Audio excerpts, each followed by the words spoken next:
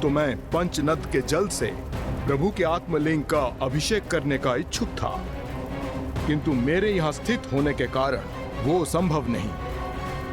संभव है।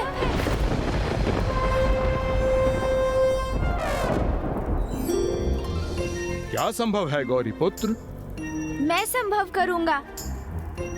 भस्म अभिषेक के स्थान पर आप पंचनद के जल से अभिषेक कीजिए ना प्रभु का।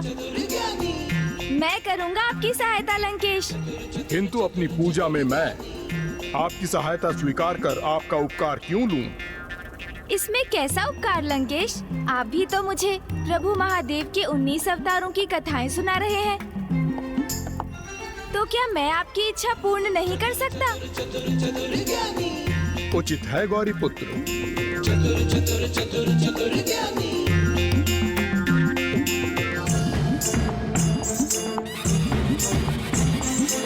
ओम गंगे नमः, ओम सरस्वते नमः। त्रैलोक्य पूजित देवी कमले विष्णु वल्लभे यथात्मजल कृष्णे तथा भवमयी स्थिरा।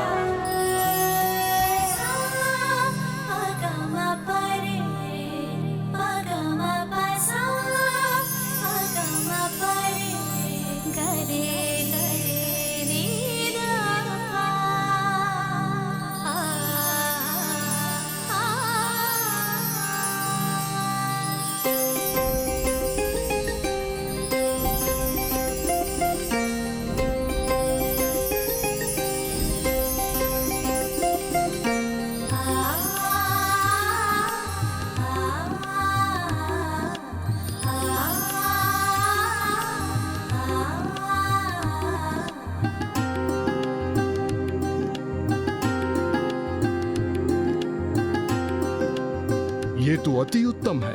गौरी पुत्र ने पांचों नदियों को यहाँ मेरी पूजा हेतु उपस्थित कर दिया। प्रणाम पंचनद माताओं। कल्याण हो पार्वती नंदन गणेश।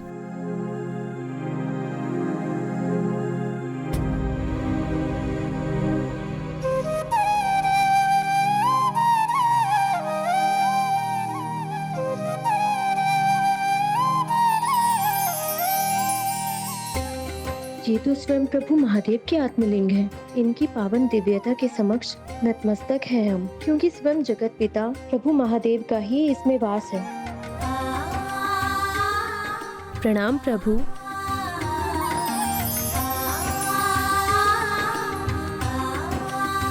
हे महान पंचनद माताओं, हे पावन नदियों, आपके यहाँ आगमन पर आपको कोटि कोटि धन्यवाद।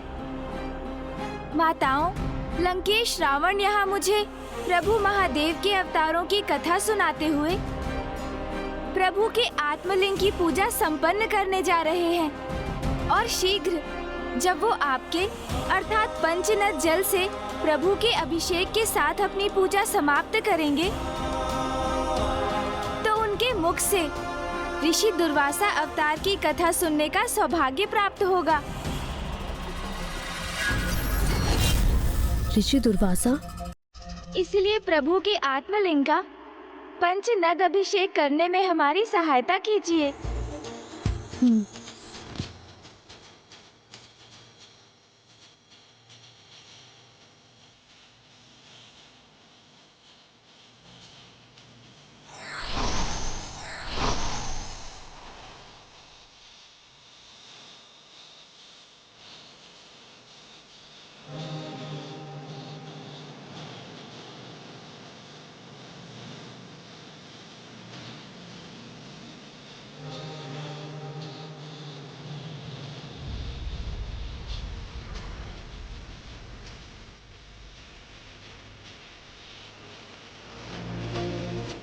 करुणामय कातरवन्दे तव तटनिकटे।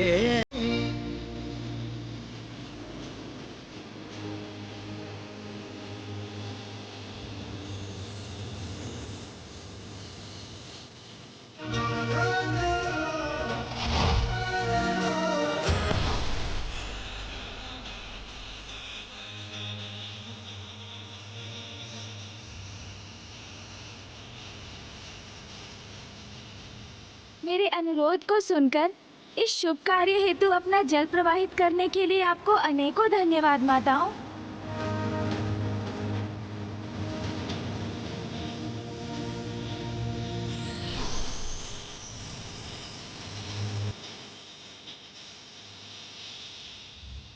गौरी पुत्र, आप तो ये ज्ञात करना चाहते थे ना कि प्रभु ऋषि दुर्वासा ने सृष्टि में पुनः अनुशासन स्थापित करना कैसे आरंभ किया। तो देवी गंगा से अधिक उत्तम इसे विस्तार से और कौन बता सकता है भला, क्योंकि वो तो उनमें से प्रथम थीं जिन्हें ऋषि दुर्वासा ने व्यवहार के अनुशासन का पाठ सिखाया था।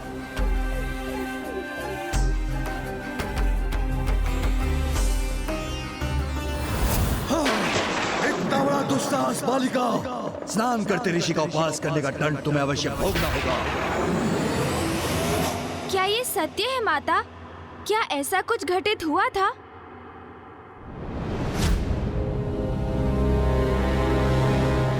बहुत समय पूर्व जब प्रभु ब्रह्मदेव ने श्री हरि नारायण के अवतार प्रभु वामन के चरण धोए थे, तब ब्रह्मदेव ने उस जल को अपने कमंडल में रख लिया था।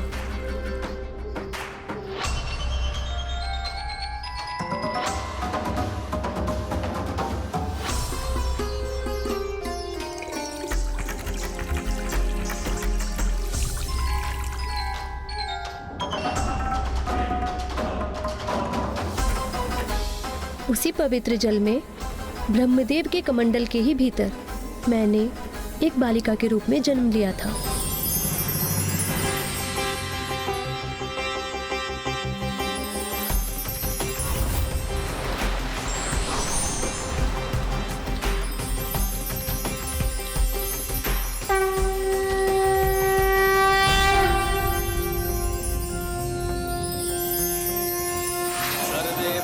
सुखिनः सर्वे सन्तु निरामया, सर्वे भद्राणि पश्यन्तु मा कश्चित् दुःखभाग् भवेत्। ॐ द्यौः शान्तिरन्तरिक्षं शान्तिः, पृथिवी शान्तिरापः शान्तिरोषधयः शान्तिः।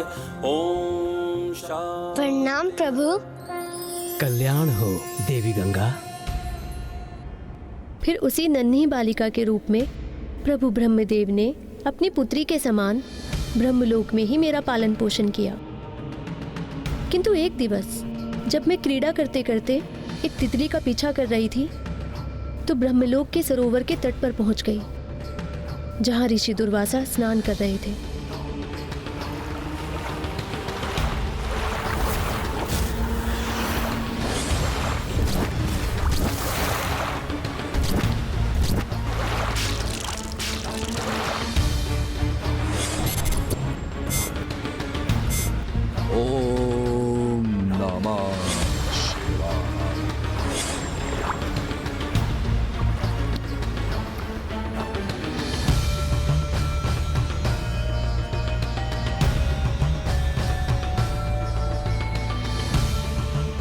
इतनी दिव्यशी कौन है ये?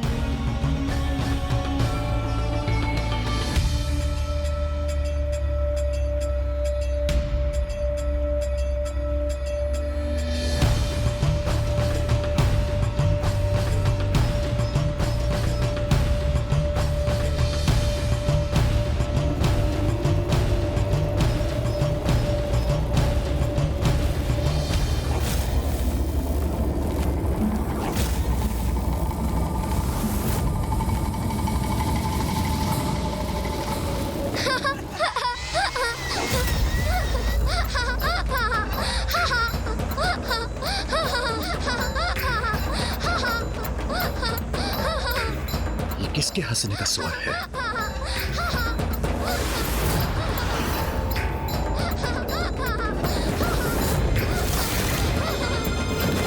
लगता है ऋषिवर क्रोधित हो रहे हैं। मुझे भय का आभास हो रहा है। इतना बड़ा दुस्साहस बालिका, स्नान करते ऋषि का उपवास करने का दंड तुम्हें अवश्य भोगना होगा। अपनी इस उद्दंडता से तुमने व्यवहार के अनुशासन को भंग किया है बालिका। ब्रह्मलोक में पालन पोषण होने के उपरांत भी तुम्हें इतना ज्ञात नहीं कि किसी को स्नान करते हुए नहीं देखना चाहिए और न ही किसी को असुविधा की अवस्था में देखकर हंसना चाहिए। यह शिष्टाचार के विरुद्ध है, जो व्यवहार के अनुशासन का प्रथम एवं महत्वपूर्ण भाग है। हे ऋषिवर, मुझसे बहुत बड़ी त्रुटि हुई है, मुझे क्षमा कर दीजिए। नहीं, क्षमा कर देने से नहीं, अपितु दंड देने से सीख प्राप्त होती है। त्रुटि सुधरती है, इसलिए दंड के स्वरूप में तुम्हें श्राप देता हूँ कि तुम शीघ्र ही पृथ्वी पर नदी के रूप में प्रसारित होगी। वो नदी जिसमें सारे मनुष्य अपने पापों से मुक्त होने के लिए स्नान करेंगे। इस प्रकार तुम्हें अपने पाप का दंड प्राप्त होगा।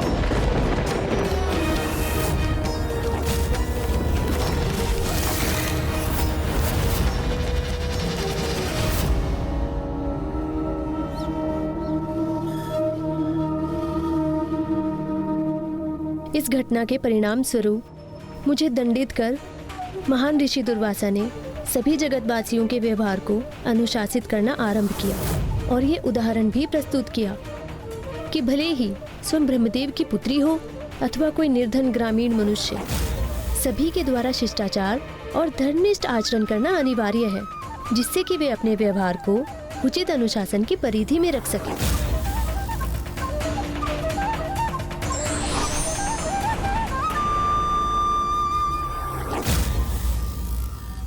प्रभु ऋषि दुर्वासा ने इस घटना से मात्र शिष्टाचार की ही सीख नहीं दी, अपितु उन्होंने तो माता गंगा को संसार की सर्वाधिक पवित्र नदी के रूप में स्थापित कर जगत को अपने पाप धोकर स्वयं को सुपथ पर चलने का मार्ग भी दर्शाया। किंतु मैं तो इस बात से अचंभित हूँ लंकेश कि उन्होंने स्वयं सृष्टि के रचयिता ब्रह्मदेव की पुत्री को दंडित करने के पूर्व एक बार भी विचार नहीं किया। ऐसा क्यों लंकेश, कृपया बताइए। गौरी पुत्र, प्रभु ऋषि दुर्वासा के लिए किसी भी संबंध से उच्च स्थान तो अनुशासन के पालन का ही था। देवी गंगा का तो उनसे कोई व्यक्तिगत संबंध नहीं था। उन्होंने तो अपनी अर्धांगिनी को भी दंडित करने में तनिक भी विचार नहीं किया। उन्हें उनके दोष के लिए मृत्यु दंड दिया ऋषिवर ने। एक दिवस ऋषि दुर्वासा यात्रा के पश्चात क्लांत अवस्था में अपने निवास स्थान पहुंचे और उन्होंने अपनी अर्धांगिनी से विश्राम की इच्छा व्यक्त की, किंतु इसके साथ ही उन्होंने अपनी अर्धांगिनी को यह भी निर्देश दिया कि वे उन्हें ब्रह्म मुहूर्त की बेला में ही जगा दें। किंतु ऋषि दुर्वासा की पत्नी में अनुशासन की कमी आ चुकी थी, जिसके कारण ही स्वामी के पूर्व में दिए गए निर्देश के उपरांत भी उन्हें इसका ध्यान ही नहीं रहा। ब्रह्म मुहूर्त की बेला में कुछ समय के लिए उनके नेत्र अवश्य खुले, किंतु फिर आलस्य के विकार ने उन्हें जड़ कर दिया, जिससे उन्होंने ऋषि दुर्वासा की आज्ञा और उनके निर्देश की अवहेलना की। ब्रह्म मुहूर्त में निद्रा से जागृत कीजिएगा, जिससे मैं नियम अनुसार अपनी पूजा संपन्न कर सकूं।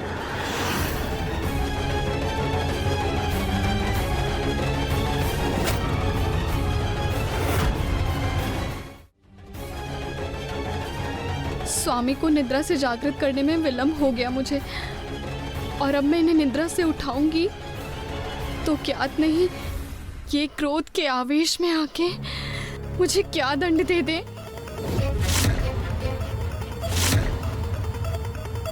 और यदि मैंने इन्हें जागृत नहीं किया तो भी इनका दंड देना निश्चित है।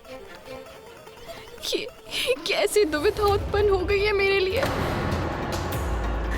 अब मैं क्या करूं?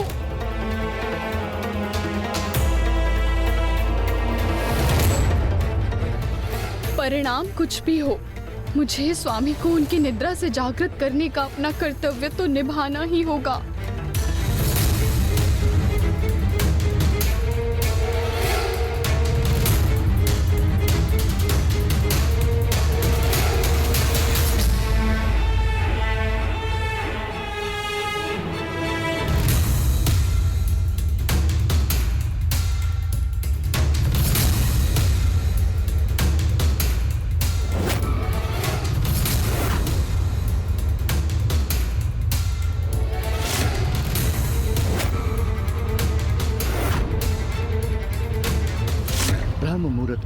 निद्रा से जागृत कीजिएगा।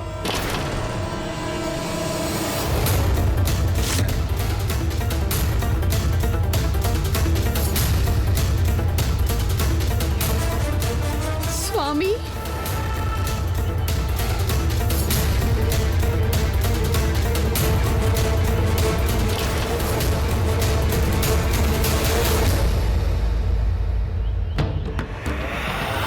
मुझे जागृत होने में इतना विलंब हो गया।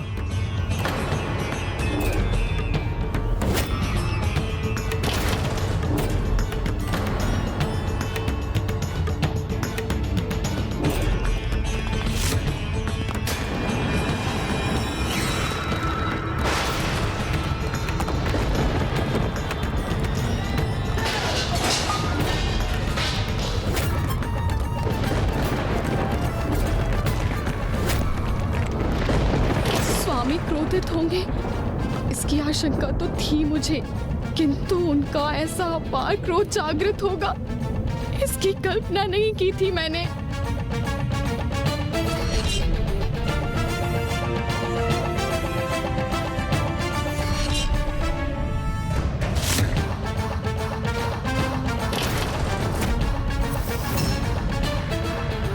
ब्रह्म मुहूर्त में सूर्योदय के पूर्व जागृत होने और मुझे निद्रा से जागृत करने के लिए मैंने आपसे अनुरोध किया था, और अब तो सूर्योदय भी हो चुका है। जिसने सदा ही अनुशासन को सर्वोच्च समझा, जिसने सभी को उस अनुशासन की सीख दी, वो ऋषि दुर्वासा हूं मैं। और मेरी अर्धांगिनी होकर आपने अनुशासनहीनता का दोषपूर्ण आचरण किया और समय के अनुशासन का उल्लंघन किया। मुझे क्षमा कर दीजिए स्वामी, मुझसे भूल हो गई। मुझे ज्ञात नहीं मैं किस प्रभाव में आकर जागृत होकर भी पुनः सुप्तावस्था में चली गई। मुझे क्षमा कीजिए स्वामी। यदि आज हमने अपनी अर्धांगिनी को क्षमा कर दिया, तो फिर अनुशासनहीनता के लिए मैं किसी को कैसे दंडित करूंगा? और यदि मैं सभी जनों को उनके दोषपूर्ण व्यवहार के लिए क्षमा करने के लिए विवश हुआ, तो मैं अनुशासन स्थापित कैसे करूंगा? इसलिए आपको अपने दोष का दंड तो भुगतना ही होगा देवी, और जिसके कारण मुझे भी आपका वियोग सहना होगा, और जिसके कारण मुझे भी आपका वियोग सहना होगा। ये क्या कह रहे हैं स्वामी? मुझे कैसा दंड देने का विचार कर रहे हैं?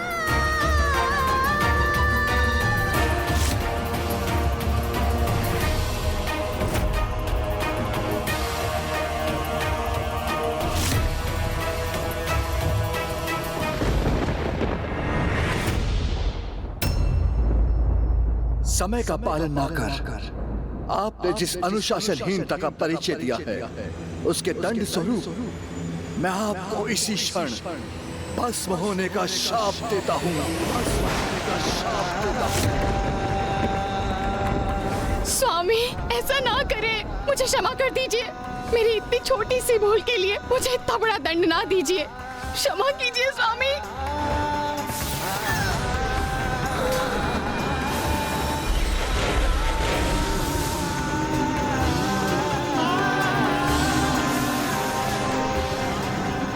सृष्टि में अपने महान दायित्व को निभाने हेतु मैं किसी भी प्रकार का भेदभाव नहीं कर सकता देवी।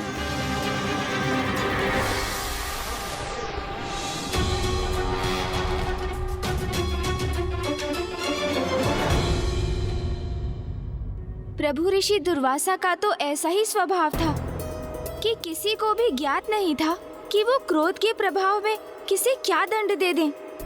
किंतु बहुत दुख की बात है कि जगत कल्याण हेतु संसार को समय का अनुशासन सिखाने के लिए ऋषि दुर्वासा को अपने स्वभाव में इतनी कठोरता का परिचय देना पड़ा।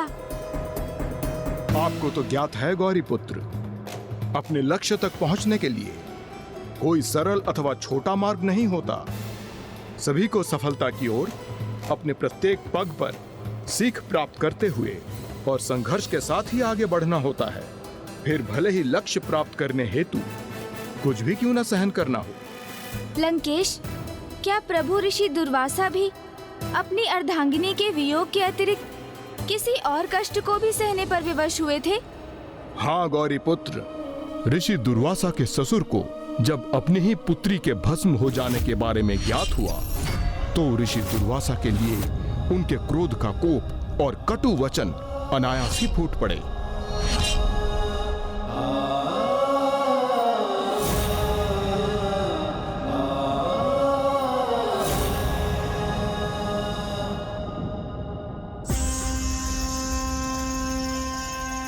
ऋषिवर, जो भी कुछ हुआ उसका मुझे भी अपार कष्ट हुआ है, किंतु मुझे उसका पछतावा नहीं, क्योंकि मैंने तो वही किया है जो संसार में पुनः समय का अनुशासन स्थापित करने के लिए अनिवार्य था।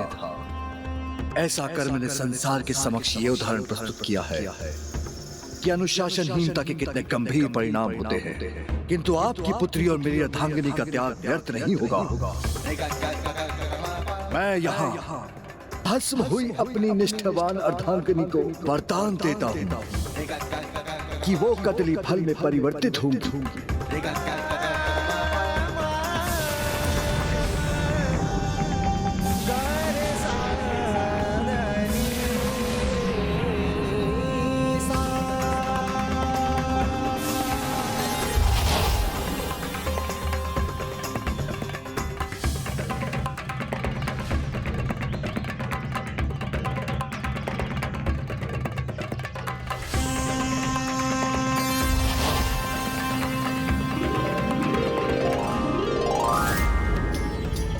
वो कदली फल जिनके बिना कोई भी पूजा संपन्न नहीं होगी, इसलिए उनके त्याग और निष्ठा के फल स्वरूप आज के उपरांत कदली फल के रूप में प्रत्येक पूजा में उनकी उपस्थिति अनिवार्य होगी।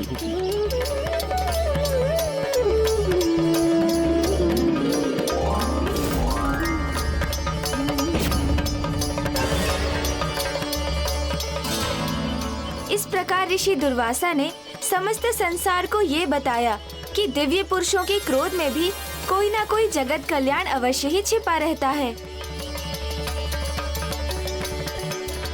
और उनके इस क्रोध से प्रकट होने वाले उत्तम परिणामों के साथ उसका सर्वाधिक अनिष्टकारी प्रभाव भी प्रकट होने वाला था। और इसका आरंभ तो स्वयं प्रभु शिव शंकर शंभु द्वारा प्रभु ऋषि दुर्वासा को दिए जाने वाले उपहार से हुआ था। जय शिव शंकर शंभु।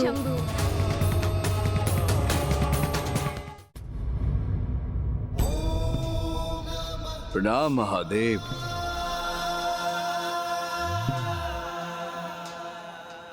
आपने अपने जन्म से ही संसार में अनुशासन स्थापित करने हेतु परिश्रम किया, अत्यंत कठोर होकर स्वयं नियमों का पालन कर अन्य जगतवासियों को उसके लिए प्रेरित किया, और नियमों को भंग करने वालों को दंडित कर आपने जो संसार को सीख दी है, उनसे आपने सभी में अनुशासन के प्रति निष्ठा को जागृत किया है ऋषिवर। किंतु प्रभु, अभी तो इस दिशा में बहुत कार्य करना शेष है, मुझे ज्ञात है, किंतु सफलतापूर्वक जो आप कार्य कर चुके हैं उसके लिए पुरस्कार स्वरूप मैं आपको ये परिजात पुष्पों की माला प्रदान करता हूँ।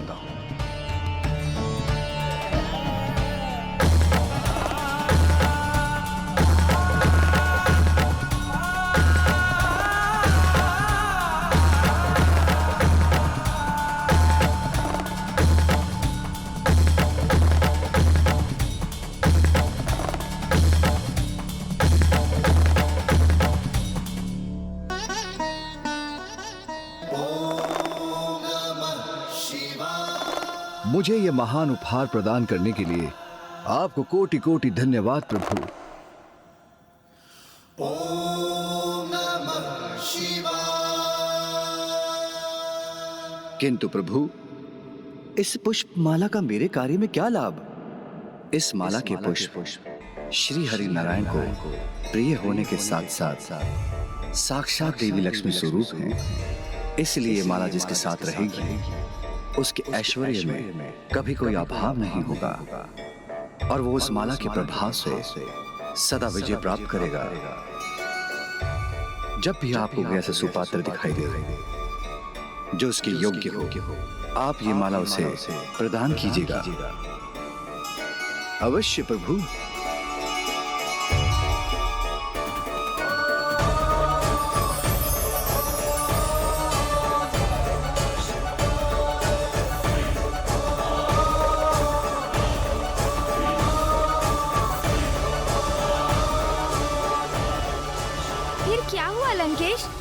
महर्षि दुर्वासा को कोई सुपात्र दिखाई दिया जो उनके अनुसार उस दिव्य माला के योग्य हो?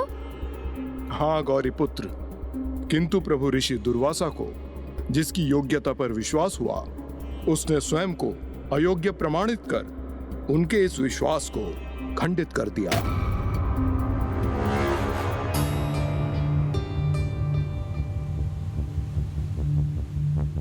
देवताओं में श्रेष्ठतम देवराज इंद्र हैं। उनके अत्यंत महत्वपूर्ण दायित्व है, इसलिए महादेव द्वारा प्रदान की गई पुष्प माला की सर्वाधिक आवश्यकता भी उन्हें ही है। अवश्य ऐसी दिव्य माला को प्राप्त कर वो अति आनंदित होंगे।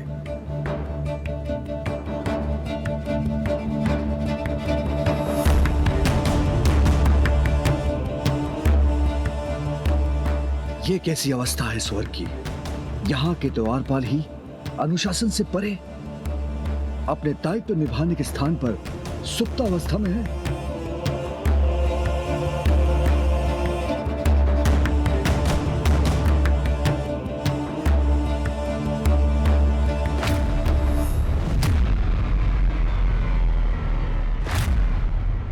और स्वर्ग के भीतर भी सभी प्रकार की अव्यवस्था ही दिखाई दे रही है मुझे।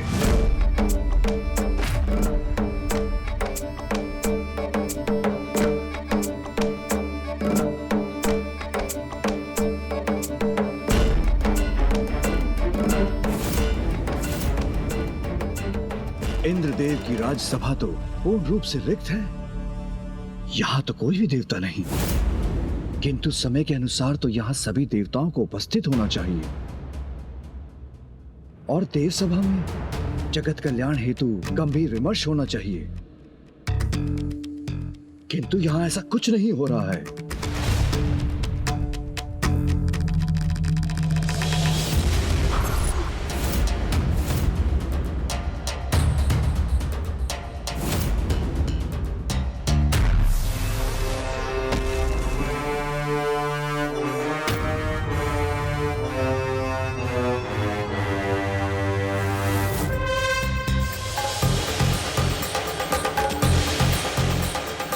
प्रणाम ऋषिवर।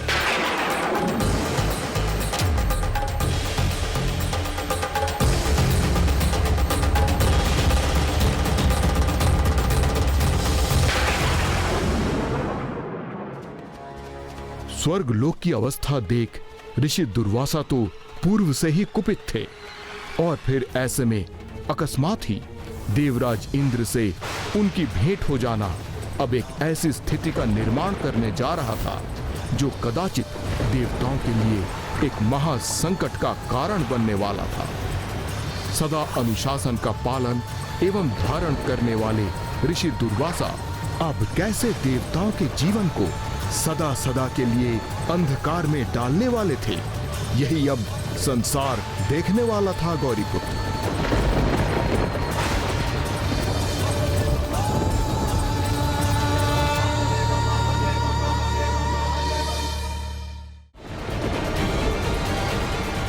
अहंकार ये तो सर्वथा अनुचित है।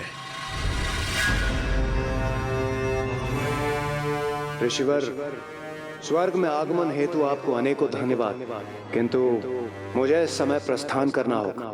स्वर्गलोक की रंगशाला में अन्य देवता मेरी प्रतीक्षा कर रहे हैं। ऋषिवर, मुझे अविलंब स्वर्गलोक की रंगशाला की ओर बढ़ने की अनुमति दीजिए।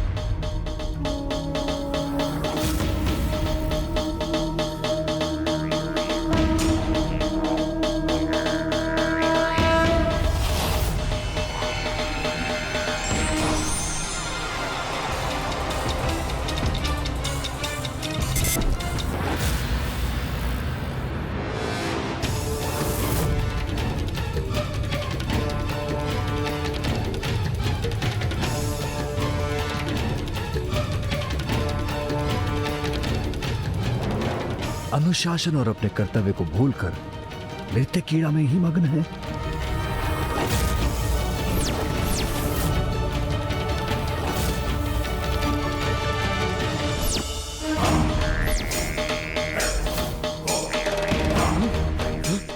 ये क्या?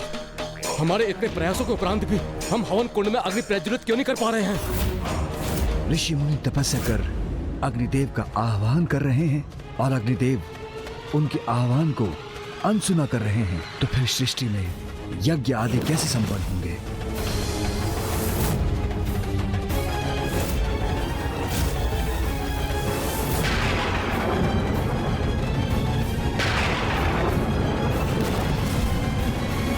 हे वायुदेव, रक्षा कीजिए इन दिव्य वायु से।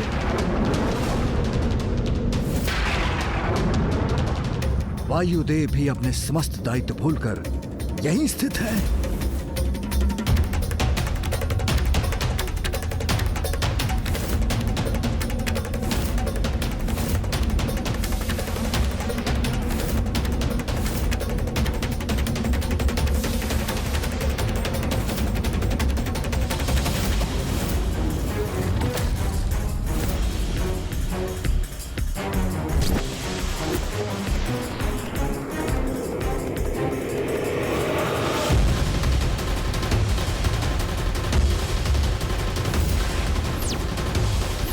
वरुण देव और सूर्य देव भी अपने कर्तव्यों के प्रति जागरूक नहीं।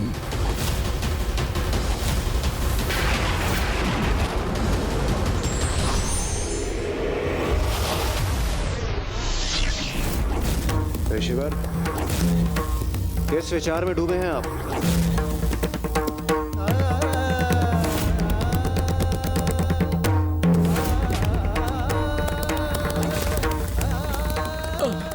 प्रभु जल दीजिए, वर्षा कीजिए हे इंद्रदेव, हमारी गुहार सुनिए।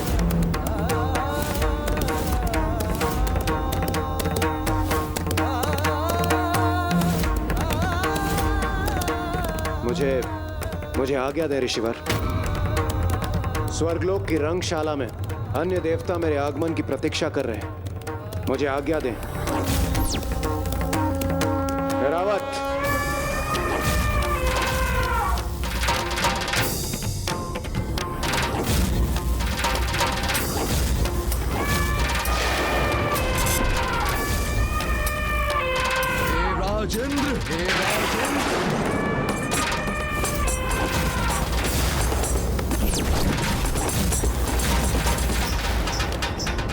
अपने कर्म का फल तो लेते जाइए। आपने स्नेहपूर्वक दिए गए उपहार का ही अपमान नहीं किया, किंतु स्वयं महादेव द्वारा प्रदान की गई समृद्धि प्रदान करने वाले उस दिव्य माला का तिरस्कार कर उसे नष्ट किया है। और ये कुछ नहीं इंद्रदेव, आपके अहंकार के चरम का ही परिणाम है, जो आपके व्यवहार के अनुशासन की अवमानना करने के कारण प्रकट हुआ है। आप सभी देवताओं के व्यवहार का तो क्या, कर्म, धर्म और समय के अनुशासन का उल्लंघन किया है, और आप अभी भी कर रहे हैं। जिस समय जगत कल्याण हेतु आपको तेज सभा में होना चाहिए, उस समय आप क्रीड़ा और आनंद के लिए रंगशाला में उपस्थित हैं। जब जगत के प्रत्येक भाग से पीड़ित मनुष्य देवताओं से सहायता की गुहार लगा रहे हैं, तो यहाँ स्वर्गलोक में आप देवताओं के कानों में मात्र और मात्र अप्सराओं के पायलों की झंकार गूंज रही है।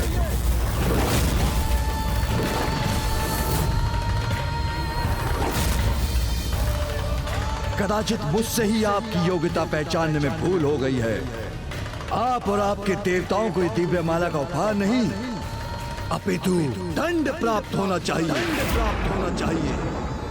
घोर दंड, घोर दंड, घोर दंड।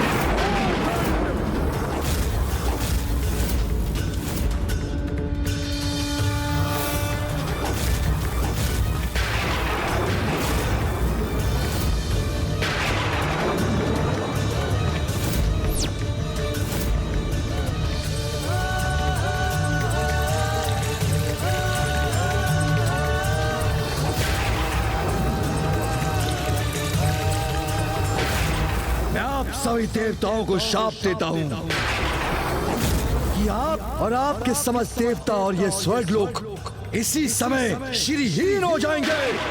नहीं ऋषिवर। अर्थात आप सभी प्रकार के सुख, समृद्धि, धन तेज और शक्ति से रिक्त हो जाएंगे। नहीं नहीं ऋषिवर, मेरी इतनी छोटी सी भूल का समस्त देवताओं को क्यों दंड दे रहे हैं आप? वो भी इतना कठोर दंड। इस प्रकार तो हम समस्त देवता अपना सर्वस्व खो बैठेंगे। यही उचित होगा। मुझे पूर्ण विश्वास है जिसमें अनुशासन नहीं होता वो किसी भी सुख के योग्य नहीं होता।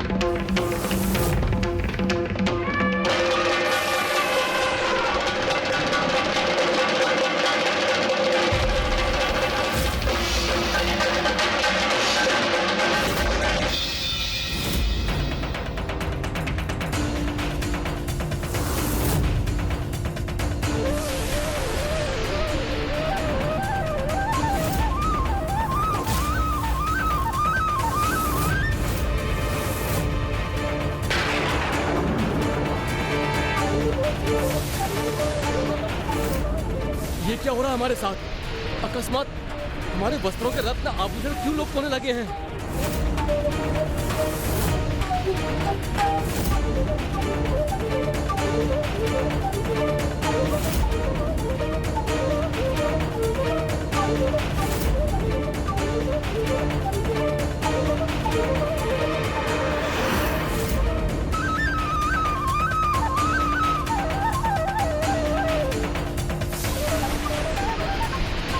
देवी लक्ष्मी,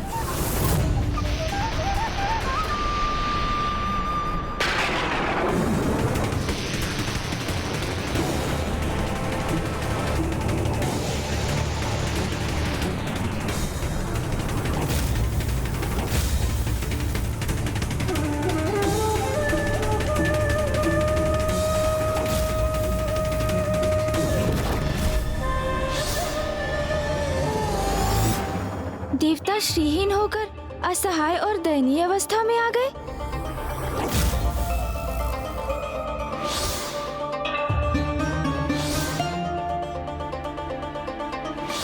वैकुंठ और स्वर्गलोक दोनों ही निस्तेज हो गए। गौरी पुत्र, प्रभु ऋषि दुर्वासा के शाप के परिणाम स्वरूप देवताओं के प्रिय आराध्य हरि नारायण भी श्रीहीन हो गए, क्योंकि श्री अर्थात देवी लक्ष्मी को उनके निकट से भी लुप्त होने पर विवश होना पड़ा। इसलिए न वैकुंठ में अब कोई आभा शेष थी और ना ही स्वर्गलोक में।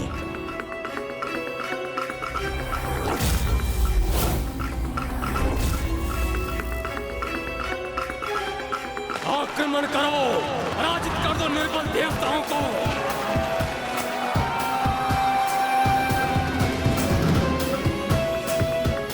ये कैसी दुर्दशा हो गई हमारी। श्री विहीन होकर हम अपनी शक्ति भी खो चुके हैं और इन असुरों को स्वर्ग में प्रवेश करते देखने के लिए हम विवश हैं। श्रीहीन देवताओं, स्वर्ग पर अब तुम्हारा नहीं हमारा अधिकार है। हम असुर यहाँ से निष्कासित करते हैं तुम्हें। आप यही सोच रहे हैं ना गौरी पुत्र कि देवता तो मात्र श्रीहीन अर्थात लक्ष्मीहीन, धनहीन हुए थे, फिर वो स्वयं को शक्तिहीन भी क्यों मान बैठे थे? नहीं नहीं लंकेश, मैं ऐसा कदापि नहीं सोच रहा हूँ, क्योंकि श्री का अर्थ मात्र धनलक्ष्मी नहीं अपितु अष्टलक्ष्मी है। गौरी पुत्र तो मुझे अपने ज्ञान से चकित कर देते हैं। जो श्रीहीन होता है उनसे अष्टलक्ष्मी माता विलग हो जाती हैं। जो अष्टलक्ष्मी देवियों में प्रथम है वो है माता आदि महालक्ष्मी अर्थात सौभाग्य की देवी, जिनकी कृपा से ही किसी को सौभाग्य की प्राप्ति होती है।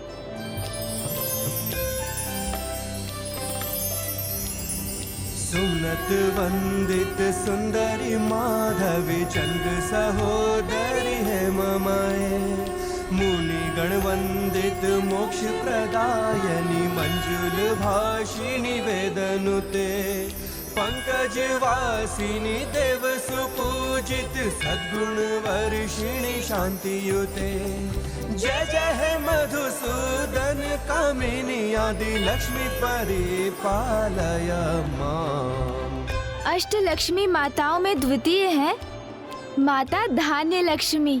भोजन और कृषि से उत्पन्न समृद्धि की देवी है। जिन पर भी धान्य लक्ष्मी माता की कृपा होती है उनके जीवन में अनाज अर्थात भोजन की कभी कोई कमी नहीं होती। रूपिणी मंत्र निवासिनी मंत्र नुते मंगलदायनि अंबुज वासिनी देवगणाश्रित पादयुते जय जय हे मधुसूदन कामिनी धान्य लक्ष्मी परिपालय मां। तृतीय है माता धैर्य लक्ष्मी जो माता वीर लक्ष्मी के नाम से भी विख्यात है। ये साहस और पराक्रम की देवी है जो युद्ध में शक्ति और साहस प्रदान करती है। जिनकी कृपा से हम अपने जीवन में किसी भी प्रतिकूल परिस्थिति का सामना करने में सक्षम होते हैं।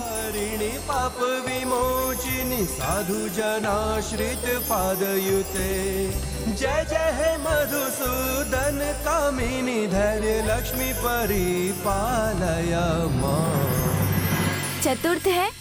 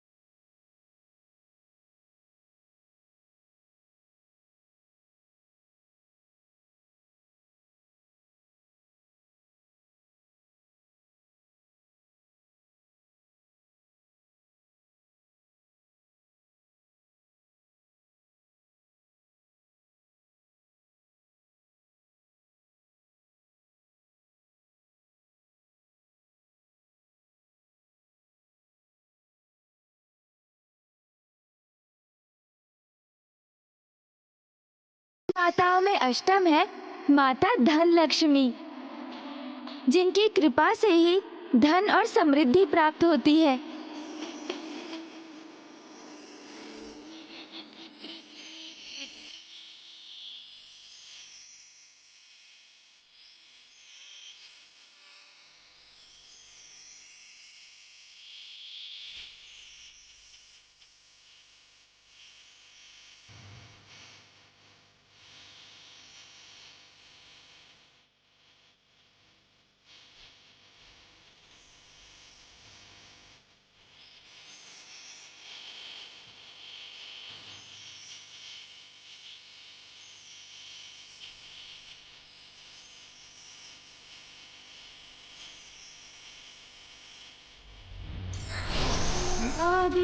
सर्वभूतेषु विष्णुमायेति शब्दिता नमस्तस्यै नमस्तस्यै नमस्तस्यै नमस्तस्यै नमो नमः। ओम अष्टलक्ष्मे नमः। ओम अष्टलक्ष्मे नमः।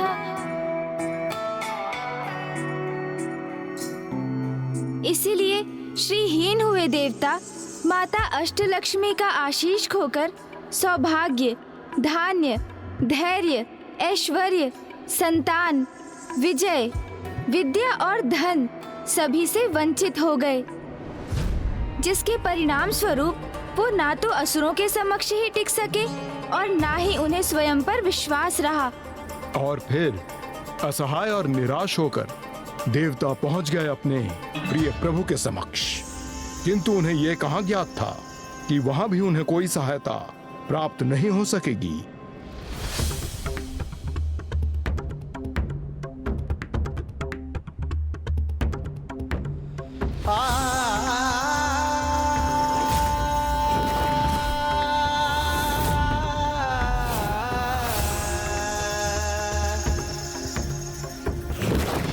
ये क्या, माता लक्ष्मी नहीं है यहाँ?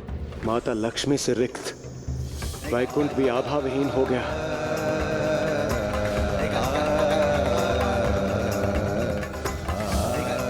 प्रणाम प्रभु।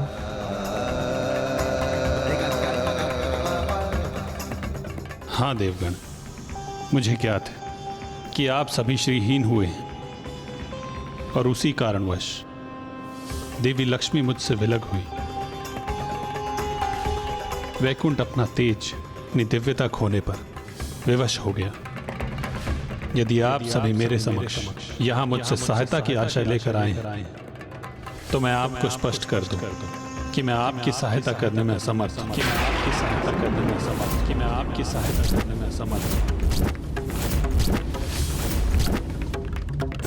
प्रभु, हम पर कृपा कीजिए प्रभु। हम पर कृपा कीजिए प्रभु। हम पर कृपा कीजिए। हम पर कृपा कीजिए प्रभु। हमारी इस घोर विपदा के समय हमें इस प्रकार निराश मत कीजिए प्रभु। हमारी रक्षा कीजिए प्रभु। हमारी सहायता कीजिए, सहायता कीजिए हमारी। देवगण, कृपा और सहायता की भिक्षा तो आप उनसे मांगे जिन्होंने आपको इस कठोर दंड से दंडित किया है।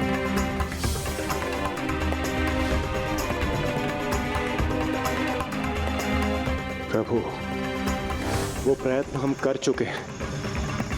आप ऋषि दुर्वासा के स्वभाव से परिचित ही हैं।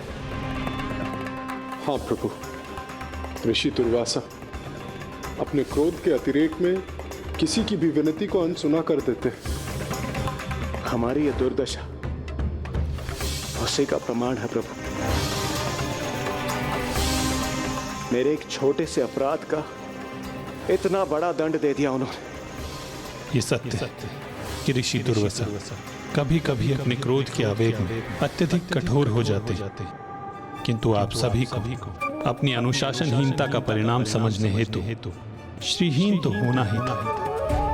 अब यदि आपकी इस समस्या का समाधान आपको कोई सुझा सकता है, तो वो मात्र ऋषि दुर्वासा।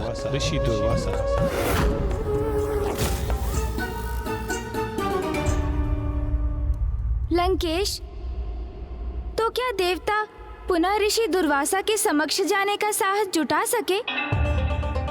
और क्या ऋषिवर ने ही उन्हें इस विकट स्थिति से पार पाने का कोई मार्ग सुझाया? हाँ गौरी पुत्र, ऋषि दुर्वासा ने उन्हें वो उपाय तो बता दिया, किंतु उस उपाय को सुनकर देवता तो अचंभित ही रह गए।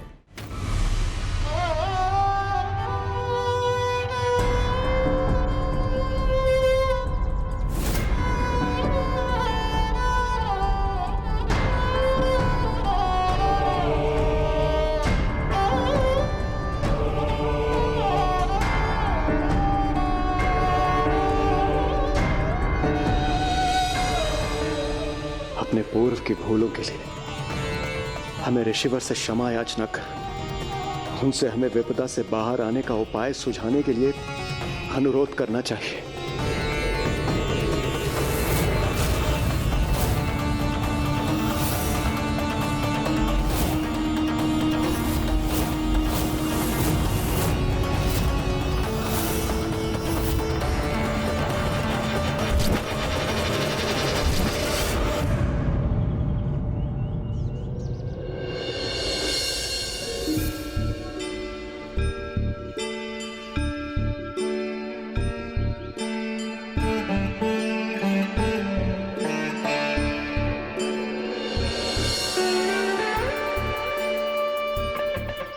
मुझे क्षमा कर दीजिए ऋषिवर, मैंने अपने कर्तव्य के अनुशासन को भंग किया।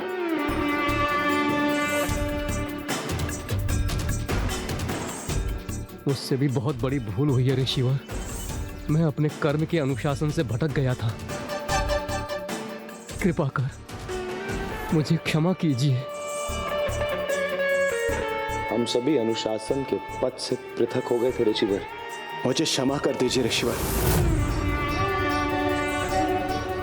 ऋषिवर, मैंने अपने कर्म और समय के अनुशासन के साथ साथ व्यवहार के अनुशासन का भी मैंने उल्लंघन किया।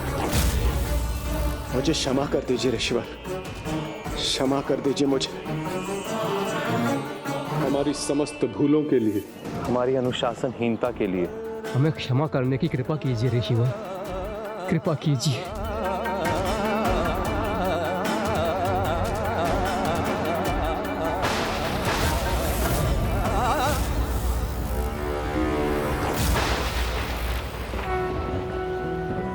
सरलता से प्राप्त हुई क्षमा और वरदान दोनों का ही महत्व है। अधिकतर शीघ्र ही लुप्त हो जाता है। उनसे प्राप्त हुई सीख शीघ्र ही अपना महत्व खो देती है। इसलिए जिन्हें सहजता से सीख प्राप्त होती है, उनके सुपथ के मार्ग से पुनः भटकने की अधिक संभावना रहती है। ईश्वर, हम अपना सर्वस्व खो चुके हैं। धन, धान, धीरज, साहस, ऐश्वर्य, जिसके भी हम योग्य थे, वो सब कुछ गवा चुके हैं। ये सीख हम किसी भी मूल्य पर नहीं भूल सकते। हमें ये ज्ञात हो चुका है, श्री कृपा हेतु अनुशासन का पालन सर्वाधिक महत्वपूर्ण है।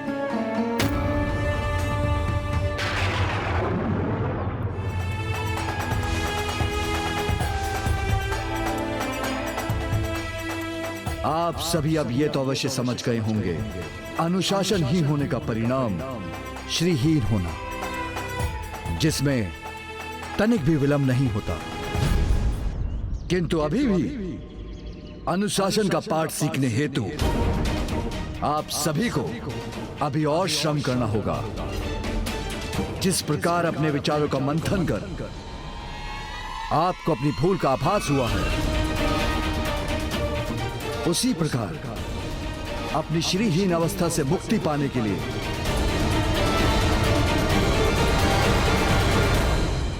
आपको सागर मंथन करना होगा। सागर मंथन करना होगा। सागर मंथन करना होगा।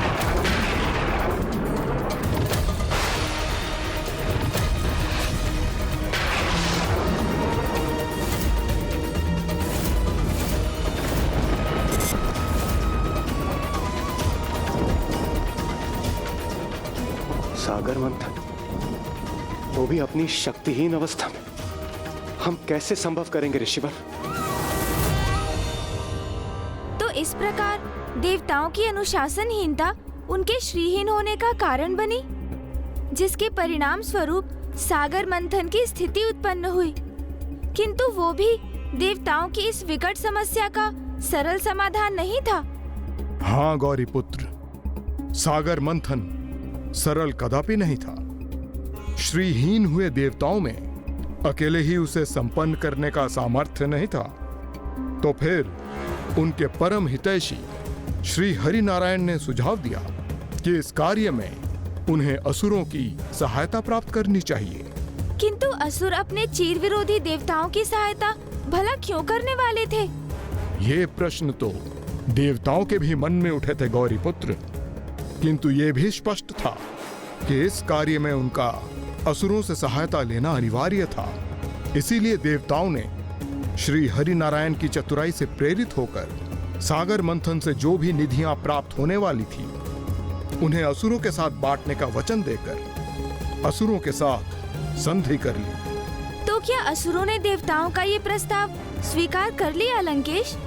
असुरों ने उस प्रस्ताव को स्वीकार तो कर लिया गौरी पुत्र, किंतु उन्होंने तो अपनी ही एक योजना का निर्माण भी कर लिया था। सागर मंथन से अमृत भी उत्सर्जित होगा। ये बात देवताओं द्वारा छिपाए जाने पर भी असुर स्वयं उसे ज्ञात कर चुके थे और ये निर्णय भी ले चुके थे कि देवताओं द्वारा अमृत प्राप्त करने के पूर्व ही उस अमृत को अपने अधिकार में ले लेंगे। और इसी विचार से असुर भी देवताओं के साथ सागर मंथन में जुट गए। फिर क्या हुआ लंकेश? तब क्षीर सागर के मंथन हेतु मंदार पर्वत को मथनी एवं नागराज वासुकी को मथनी की डोरी बनने हेतु उनसे अनुरोध किया गया।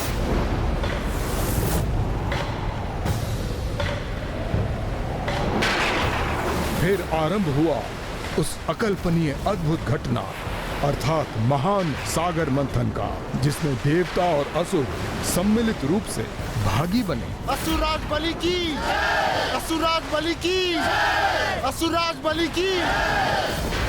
हर हर महादेव, जय श्री नारायण, हर हर महादेव, जय जय नारायण।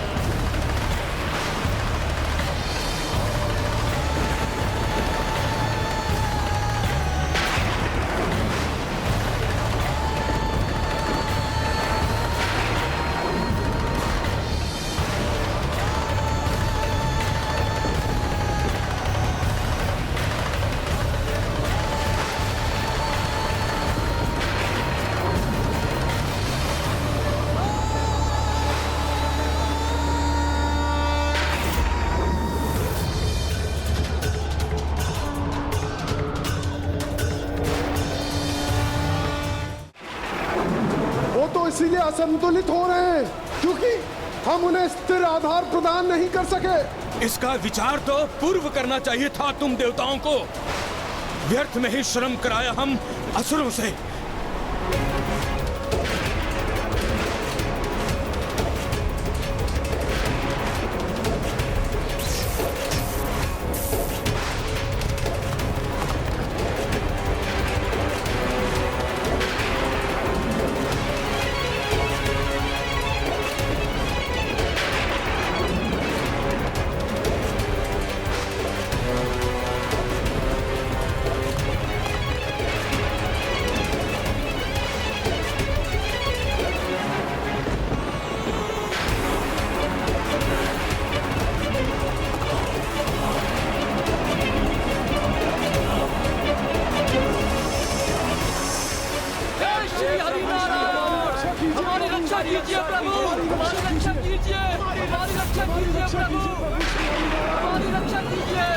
तो अवश्य यही समय रहा होगा जब प्रभु श्री हरि नारायण कूर्म अवतार लेकर मंदार पर्वत के आधार बने होंगे।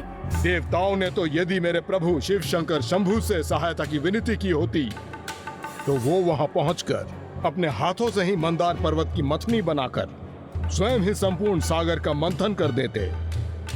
किंतु देवताओं ने तो श्री हरि नारायण पर आश्रित होने का निर्णय ले लिया और श्री हरि नारायण ने मंथन पूर्ण करने के स्थान पर कूर्म अवतार अर्थात एक दिव्य कछुए का रूप लेकर मंदार पर्वत को संतुलित भर ही किया।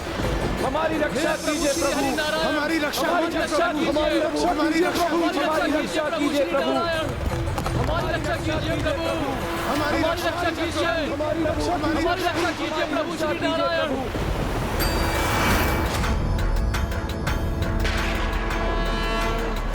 हमारी रक्षा कीजिए प्रभु,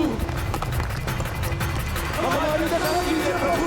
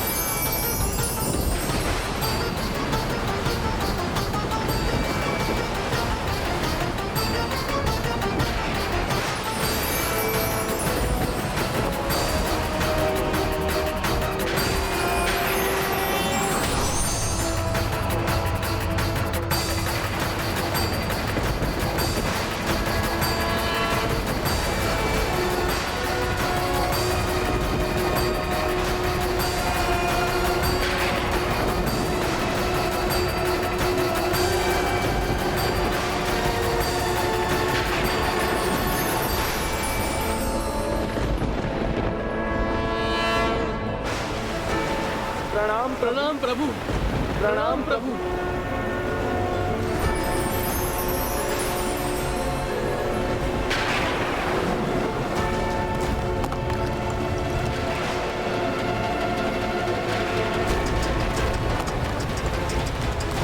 इन प्रयासों का क्या लाभ?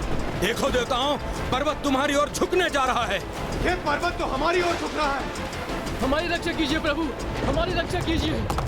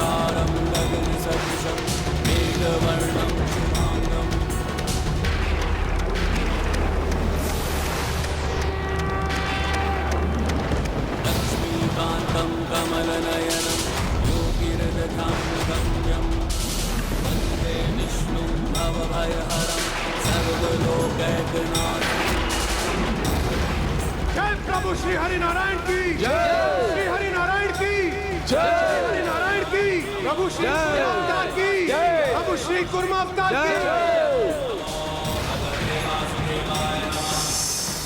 हर हर महादेव, जय प्रभु श्री हरि नारायण, हर हर महादेव, जय प्रभु श्री हरि नारायण। तो जब प्रभु श्री हरि नारायण ने अपने कूर्म अवतार में मंदार पर्वत को सुदृढ़ आधार प्रदान किया, तब उसके उपरांत तो मंथन की प्रक्रिया सफलतापूर्वक पूर्ण हो गई होगी ना लंकेश? हाँ गौरी पुत्र, किंतु जैसा ऋषि दुर्वासा ने कहा था, ये इतना सहज नहीं था। शीघ्र ही सागर मंथन की ये महान घटना एक भयावह दुर्घटना में परिवर्तित होने वाली थी, क्योंकि सागर मंथन से जो सर्वप्रथम उत्सर्जित हुआ था वो भीषण विष हलाहल था। श्री हरि नारायण की जय, श्री हरि नारायण की जय, हरि नारायण की, प्रभु श्री अवतार की जय, प्रभु श्री कुर्मा अवतार की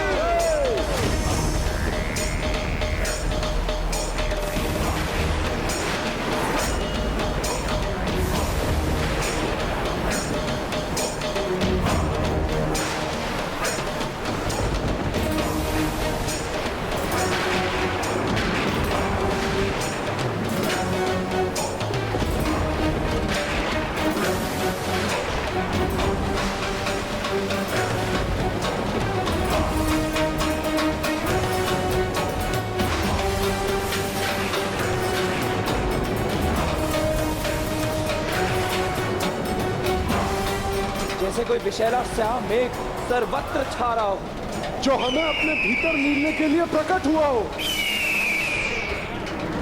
देवताओं, किस संकट में डाल दिया तुमने हमें?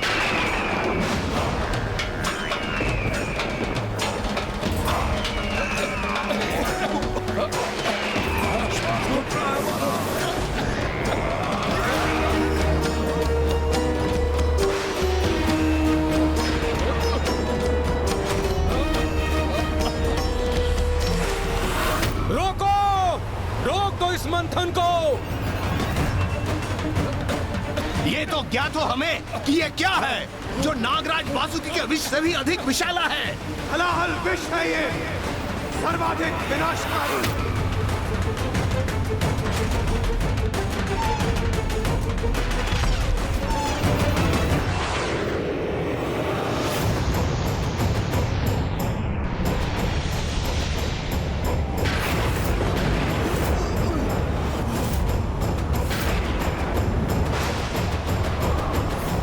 ये तो हमारा भाग्य कि विष का मेघ हमारी ओर नहीं बढ़ रहा,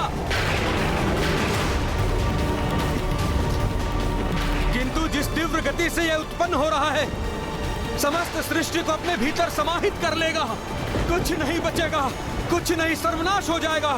हलाहल विश्व में तो समूचे संसार को नष्ट करने की क्षमता थी, और किसी देवता में तो क्या, स्वयं श्री हरिनारायण में भी उसे संभालने का सामर्थ्य नहीं था। ऐसी विकट स्थिति में यदि कोई आशा शेष थी तो वो थे मेरे प्रभु शिव शंकर महादेव, जो इस महासंकट को हरकर सभी को रक्षित कर सकते थे। हमारी रक्षा कीजिए प्रभु, हमारी रक्षा कीजिए प्रभु, हमारी रक्षा कीजिए प्रभु।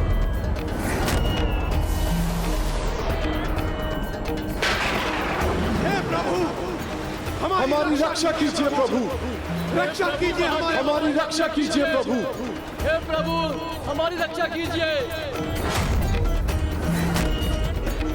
हम दुखियारों के दुख हरिए, हम दुखियारों के दुख हरिए बोले बाबा, हम दुखियारों के दुख हरिए बोले बाबा। हमारी रक्षा कीजिए महादेव, हमें बचाइए प्रभु, हमें प्राण दान दीजिए भोलेनाथ प्रभु, बस आप ही का आसरा है। हे शिव शंकर हमारी त्रास हरिए, हमारा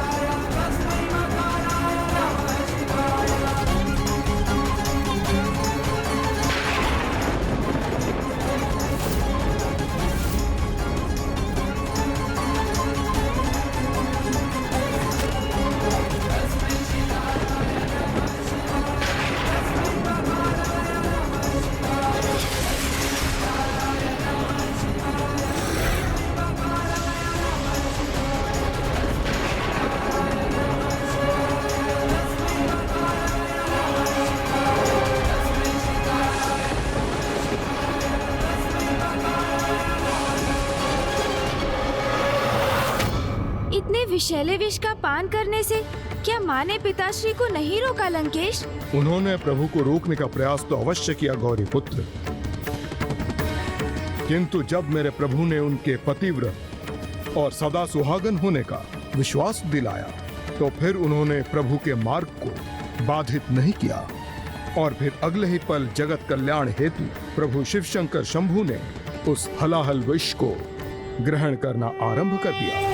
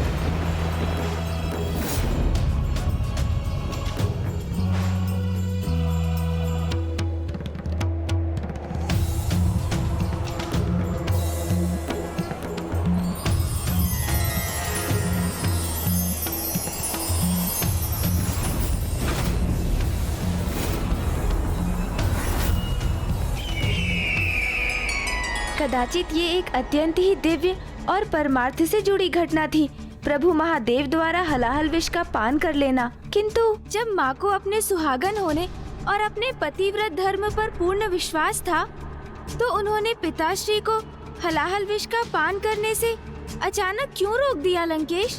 आप तो ज्ञान के सागर हैं, इसलिए आपके सभी प्रश्नों के उत्तर तो आपको स्वयं ज्ञात है। और जो ओम ज्ञानाय नमः, ओम विज्ञानाय नमः के जाप से आपका स्मरण करते हैं, ज्ञान विज्ञान के क्षेत्र में वो भी सबसे श्रेष्ठ रहते हैं। तो ज्ञान दाता ज्ञानाय गौरी पुत्र गणेश, इस प्रश्न का उत्तर तो आप स्वयं ही दीजिए। उचित है लंकेश, किंतु मुझे इस पर विचार करने का तनिक अवकाश दीजिए।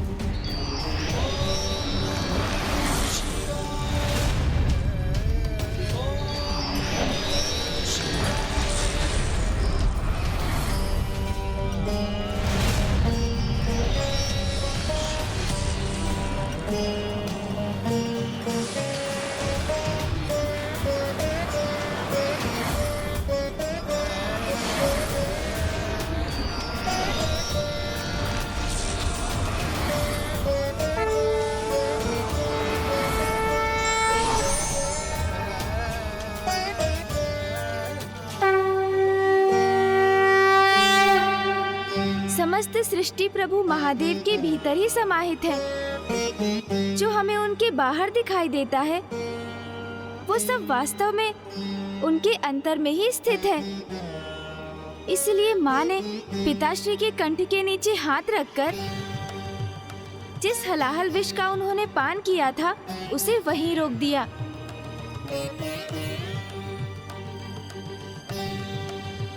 जिससे उनके उदर में उतरकर उस विनाशकारी विष का विस्तार समस्त सृष्टि में ना हो जाए।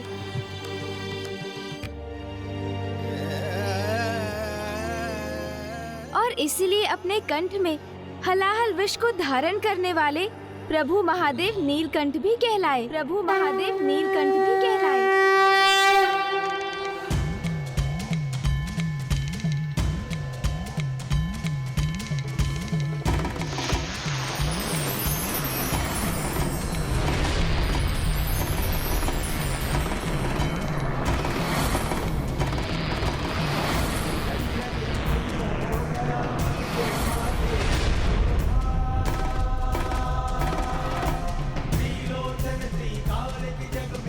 नीलकंठ महादेव, नीलकंठ महादेव, नीलकंठ महादेव। हे नीलकंठ महादेव, आपके इस महात्याग के लिए आपको कोटि कोटि नमन।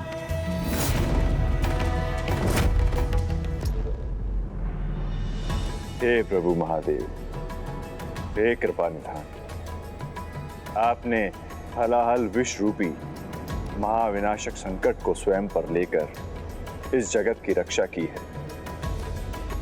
सृष्टि धन्य हुई प्रभु आपके इस दिव्य त्याग से। हे नीलकंठ महादेव।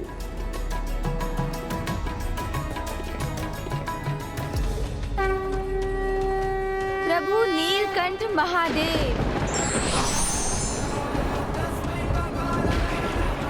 प्रभु नीलकंठ महादेव की जय। प्रभु नीलकंठ महादेव की जय। प्रभु नीलकंठ महादेव की जय। प्रभु नीलकंठ महादेव की जय। हाँ गौरी पुत्र, इसी प्रकार समस्त सृष्टि को हलाहल विष से रक्षित कर मेरे प्रभु महादेव शिव शंकर शंभु महान नीलकंठ महादेव भी बने। लंकेश, एक और जगत के पालनहार श्री हरि नारायण ने अपनी पृष्ठ को विशालकाय मंदार पर्वत जैसी मथनी का आधार बनाकर इतना कष्ट सहा, तो दूसरी ओर जगत पिता नीलकंठ महादेव ने अपने कंठ में हलाहल विष को स्थित करने का कष्ट उठाया। अर्थात दोनों प्रभु जगत कल्याण हेतु कितना त्याग कर रहे थे ना लंकेश। किंतु गौरी पुत्र, मेरे प्रभु महादेव शिवशंकर शंभु से श्री हरि नारायण की तुलना भला कहाँ संभव है, क्योंकि वो विष आज तक मेरे प्रभु शिवशंकर शंभु के कंठ में ही है। अर्थात संसार को विनाशकारी कष्ट से रक्षित करने हेतु प्रभु तो सदैव जगत की रक्षा एवं पालन करने का कर्तव्य निभाने के लिए तत्पर रहते हैं।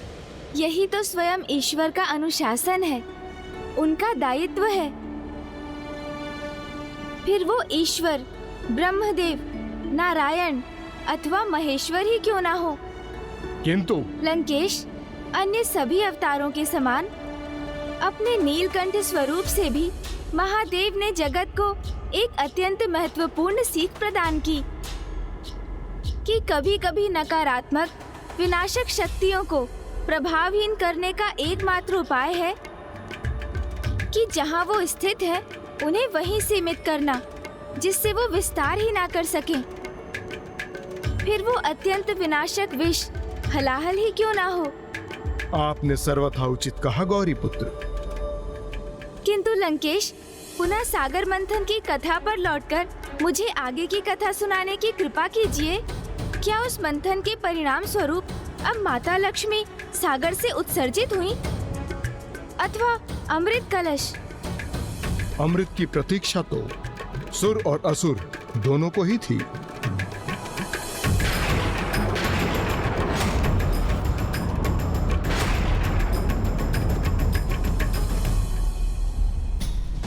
किंतु जिस प्रकार बुद्धि का मंथन करने पर सर्वप्रथम उसमें हानिकारक विचार प्रकट होते हैं, जिन्हें नकारने पर उनसे उत्तम और अंत में हम सर्वश्रेष्ठ विचारों तक पहुंचते हैं, उसी प्रकार सागर मंथन के परिणाम स्वरूप सर्वप्रथम हलाहल विष उत्पन्न हुआ। फिर कुछ शेष निधियां, किंतु सागर द्वारा श्रेष्ठतम निधियों का उत्सर्जन अभिशेष था। तो इस क्रम में हलाहल विष के उपरांत कुछ अमूल्य नग आदि प्रकट हुए, जिन्हें देवताओं और असुरों ने बांट लिया। फिर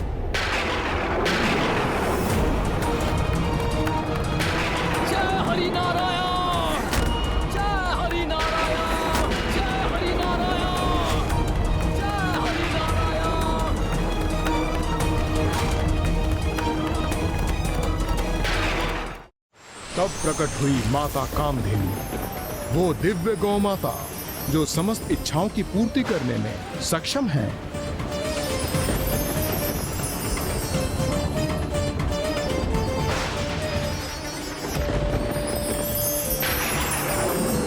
प्रणाम माता कामधेनु। प्रणाम कामधेनु माता। माता कामधेनु को ऋषि मुनियों को प्रदान किया गया, जिससे उसके दुग्ध से उत्पन्न घृत का यज्ञ एवं अन्य धर्म कर्म की विधियों में उपयोग हो सके। जय श्री हरि नारायण।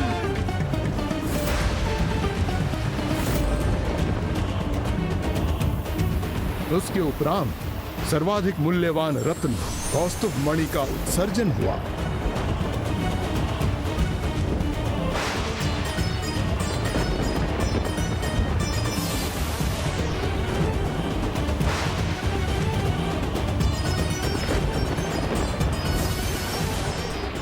श्री हरि नारायण ने सागर मंथन में जो सहायता की थी, उसके लिए उन्हें कौस्तुभ रत्न प्रदान किया गया।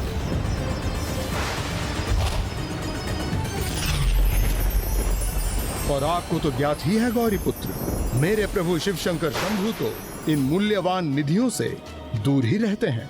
तो जब वो समस्त निधियां ऋषियों और देवताओं के मध्य बांटी जा रही थी, तो क्या असुरों को अपने तिरस्कार का अनुभव नहीं हो रहा था लंकेश? नहीं गौरी पुत्र, असुरों को शांत रखने के लिए उन्हें भी तो मंथन से प्राप्त हुए कई रत्न आदि दिए जा चुके थे।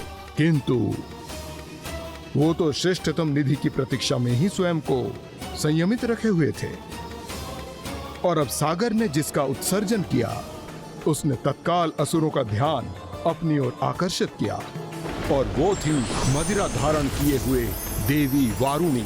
और फिर जैसे ही असुरों ने उन्हें देखा, उन्होंने उस पर अपना अधिकार घोषित करना आरंभ कर दिया।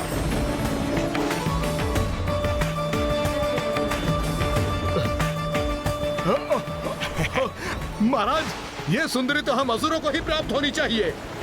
हाँ हाँ महाराज, हमारा होगा। महाराज, देवी वारुणी और उनकी सुरा का स्वामित्व हम असुरों का होगा।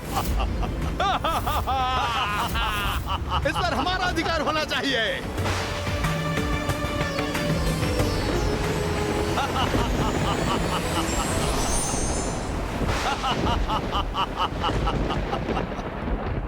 कुवृत्तियां जिनका स्वभाव है, वो असुर मादक सुरा के प्रति आकर्षित हुए,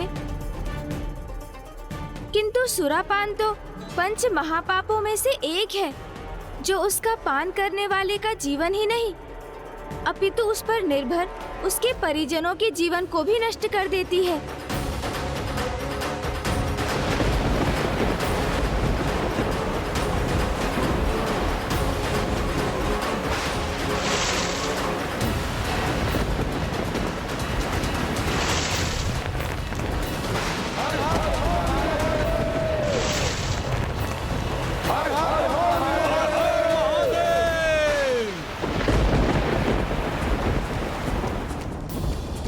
गौरीपुत्र, सुरा के उपरांत जो निधियां प्राप्त हुईं, वो इस प्रकार हैं। फिर दिव्य पुष्प प्रदान करने वाले पारिजात वृक्ष उत्सर्जित हुए, जिनकी कोंपनें न कभी कमलाती हैं और ना ही मुरझाती हैं। पारिजात वृक्ष देवराज इंद्र को प्राप्त हुए और इंद्रलोक में स्थित किए गए।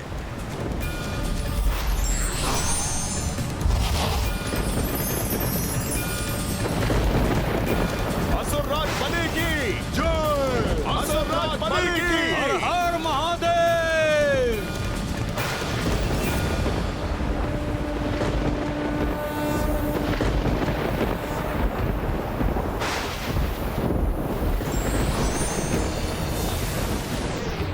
फिर प्रकट हुए दिव्य कल्प वृक्ष, जो किसी भी कामना को पूर्ण कर सकते हैं। देवता ही उन्हें प्राप्त करने के अधिकारी बने, और कल्प वृक्ष को भी स्वर्ग में ही स्थित किया गया।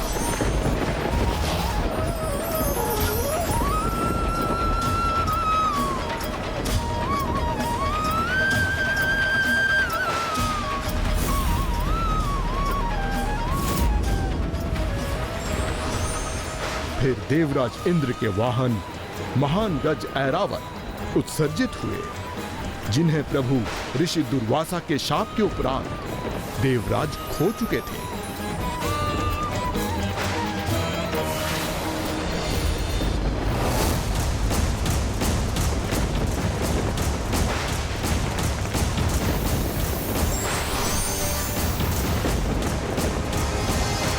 ऐरावत के पश्चात एक अन्य दिव्य पशु उच्च श्रवा उत्सर्जित हुए, और तब असुरों की बढ़ती अधीरता का ध्यान कर देवराज इंद्र ने उच्च श्रवा को असुरराज बलि को भेंट कर दिया।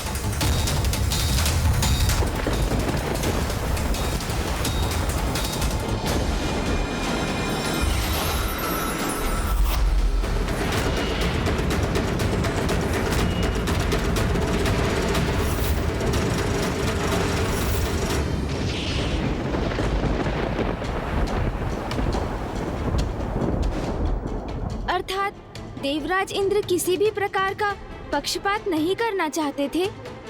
नहीं गौरीपुत्र, जहां तक मेरा अनुमान है, इंद्र तो भयभीत थे कि कहीं इस बार अमृत ही न उत्सर्जित हो जाए और असुर उस पर अपना अधिकार न मांग लें।